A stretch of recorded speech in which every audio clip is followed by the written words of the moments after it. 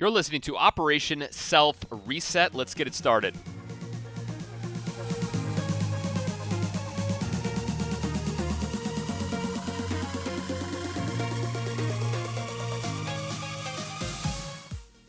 What is going on, you freaking awesome people? Welcome back to Operation Self Reset. My name is Jake Naraki. Each and every week, well, hopefully every week, I get on this podcast here to enlighten you guys to advance further than you have before. And today we're talking about not only personal change, but what it takes to change after a life-altering event. And the reason why I say this is because recently I sat down with somebody who had a heart attack, and they're in their mid-50s, and I asked them how was the heart attack, the procedure, the recovery, all that stuff. And he was very open, and we discussed in length about the health concerns, the health problems. Now, overall, he was pretty healthy. Of course, I think like anybody, there are areas to improve, and even myself. And so during that conversation, it was really interesting. And one question I asked him, I said, after this heart attack, what did you personally change? What was it that kind of awoke in you and made you realize? And he said, well, after the heart attack, I started to get onto an arrayment of drugs or medications, whatever you want to call it.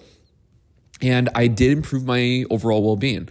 I went for more walks. I was more conscious of the food I ate. But unfortunately, now it's been about a year and a half since he had this heart attack. His old food routines have come back to plague him. And he is aware of it, but he isn't doing much to combat it.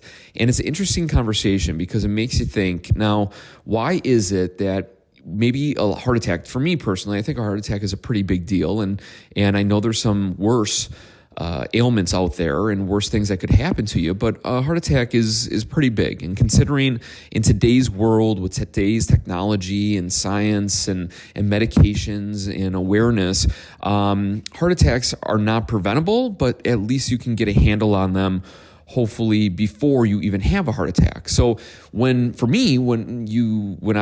think of people getting a heart attack, it's pretty severe, right? Their body is pretty messed up, and their heart and ticker is not working to the optimal, or their veins aren't pumping the blood through, or whatever the case may be. Obviously, I'm not a doctor. I do not play one on a podcast.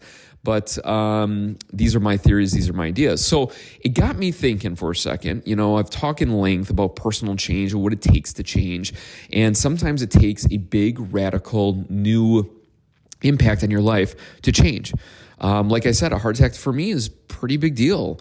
For some other people, may not. Maybe losing a spouse or a friend or a family member, that's the life change. Or getting fired from a job, or going through some type of situation in your life where you're just down in the dumps. You're on your last edge. Nobody's there to help you. You feel like you're drowning all by yourself.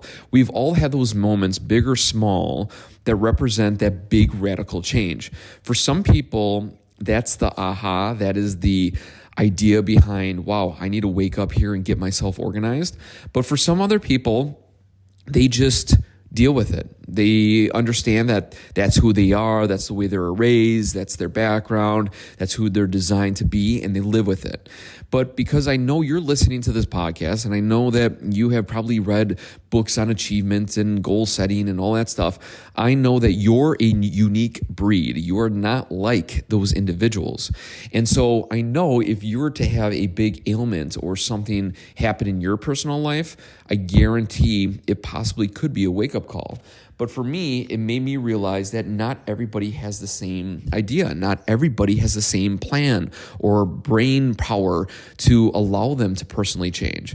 And when it came to talking with this individual with the heart attack, it made me want to dig into some research to see what percentage or how many people actually do change after a life-altering health disease or ailment. Now, again, I'm just focusing on heart attack. And fortunately, there are a lot of articles, and this is one of them.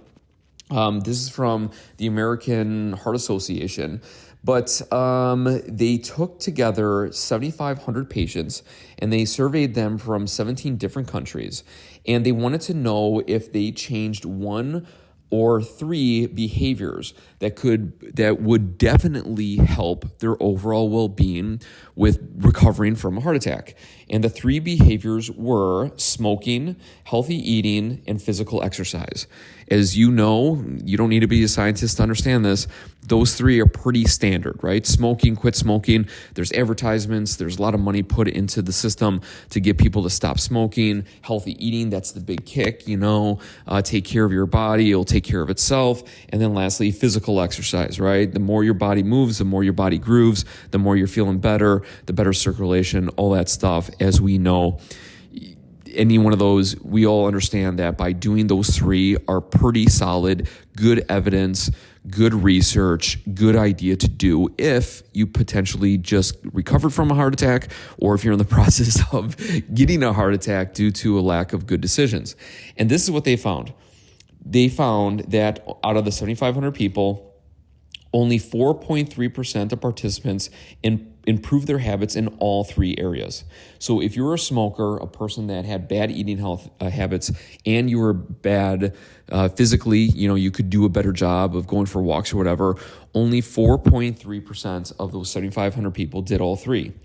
But more than 30% made two lifestyle changes, and more than 47%, we'll just round it up to 50%, changed at least one lifestyle behavior to better their health.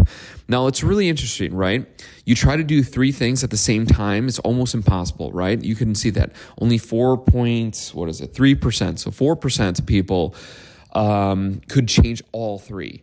We understand the power of change. We understand how hard it is. We understand that it's complex and irritable, and to go through something like a change of a habit or behavior can take 30 to 60 days. You need to set goals and you need to prepare yourself. You need to remove the substances around your home and around your office. And we understand it is quite the process. It is not easy, but the things that are easy not to do are also easy. The things that are easy to do are also easy not to do.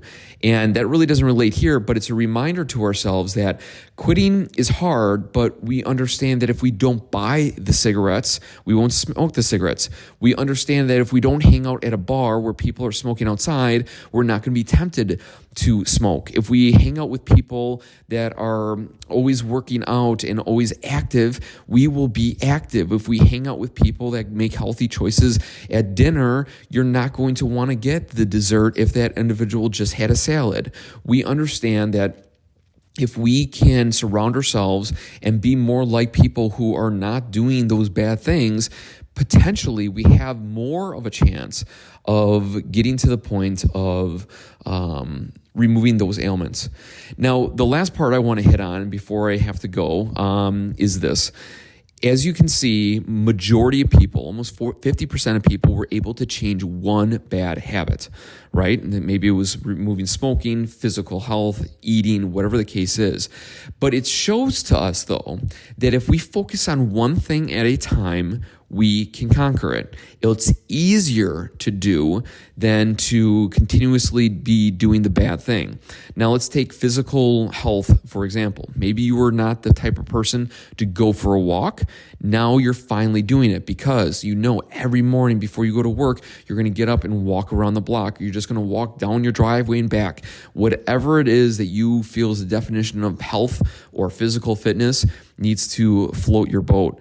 And so it's a reminder to us that when we do want to change, when we do want to become better, that we're looking for, to get our finances in order and our relationship in order, to figure out our new job, our new path, our new career, it isn't so much to take on more, it's actually to take on less and to take a step back and to realize what is your priority.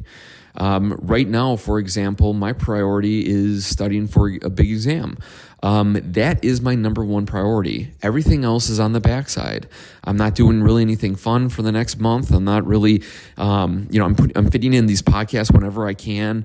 And so for me, I need to focus on one thing at a time. I need to focus on this exam. That's easy to do, right? Because it's an exam. There's an end date. I know I'm in the teeth of it right now. I'm in the middle of it right now. I need to prepare. I need to study, right? We all understand that. It's easy to have a goal and accomplish that goal when it's set in stone, when you know there is going to be an exact day when it is due or it will come to a conclusion.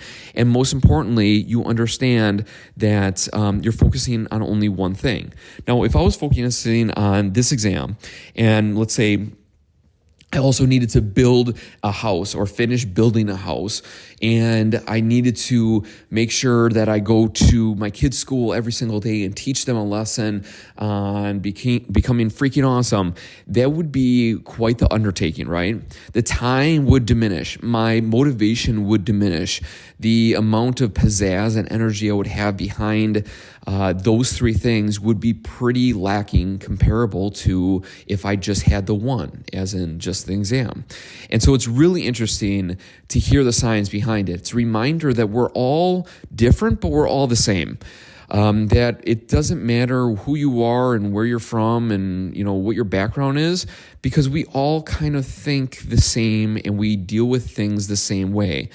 And so by reading that article was a reminder to myself that even though some people have gone through a horrendous life-altering health experience, they still have trouble completing multiple tasks at the same time. That they're better off knocking one issue off the bucket list at a time. Instead of tackling all three, they should focus on, not smoking for a couple months. Then they should focus on their overall eating and then overall well-being. And it's just a really interesting idea for you guys to keep in the back of your mind that even though you think something terrible is going on around you, don't tackle more, actually tackle less. Hopefully that assists you. Now, I just want to take a second, and that's the end of the podcast. Feel free to delete it, move on. It's only 11 minutes. I know. I apologize for not staying with you guys longer and giving you more meat and potatoes and working through the system and everything like that, and I plan on doing so in the future. I do this out of the kindness of my heart. I do this because I love you guys. I do this because I really do enjoy knowing that potentially somebody out there is receiving good benefit for this. I'm not getting paid for it. As you can tell, there is no advertisements. And as I say this right now, I am walking around in my garage at about 5:50 in the morning here. It's the only quiet place in my house. I don't want to wake the kids. I don't want to talk outside because I feel it's really echoey. And so this is, I guess, my new podcasting studio. But what I'm getting to is this. If you plan on being part of the journey, I appreciate you guys. Understand that I will continuously try very hard to make sure that I produce a podcast every single week. And if you're a new listener, feel free to go in the archives of the podcast and to see what great information lies there to assist you in your overall journey. Once again, we're all here on a hero's journey. It's all unique. I appreciate you guys very much. Thank you for taking the time. Hopefully this was a little piece of wisdom to start your day. Go out there, be freaking awesome, do your best, and instead of taking on more, take on less. Or if you do want to take on more, at least plan it out and knock off one thing at a time, because truly we can all do it, right? Life is challenging. Life is hard. Life is stressful. It is, at times you want to break down and cry. At times you just want to throw in the towel. But to be honest, this is what life is. Unfortunately and fortunately, life is unique and ups and downs, and embrace and feel the emotion that comes with it, because I think that's why we're here. It's to feel life. It isn't to be numb to it. It isn't to over caffeinate ourselves to it and think everything is fine. It's actually to feel the ebbs and the flows, the peaks and the valleys. And the reason why we all love looking at mountains isn't because it's flat, it's because it's jagged, it's different, it's high and it's low, and there's whites on top and there's greenery at the bottom, and it's aesthetically pleasing to us, and that's how life is. It's truly up and down and all over the place. And all I can say is I get frustrated too. I get emotionally overwhelmed. I freak out. I'm just like you. Like I said, we're all the same. We're all different, but we're all the same. And all I can say is, even to myself, enjoy the ups and downs. Understand, keep it in control, right? Don't freak out and, ruin relationships because you can't control yourself. But lastly, just understand that this is part of life, and you should be blessed to be here, and you're able to make a difference in your life, the lives around you, and That's all I really can say. That's my little rant. So, hey, thank you very much again for being a part of Operation Self Reset. Anything I can do for you, send me an email, jake@operationselfreset.com. And if you really like the podcast, you love my short little walking around the garage episode, feel free to leave a review in iTunes for me. The more reviews, the more exposure, the more people that can become freaking awesome. So we'll take it easy, guys. Enjoy your glorious day, and we'll talk to you next week. See ya.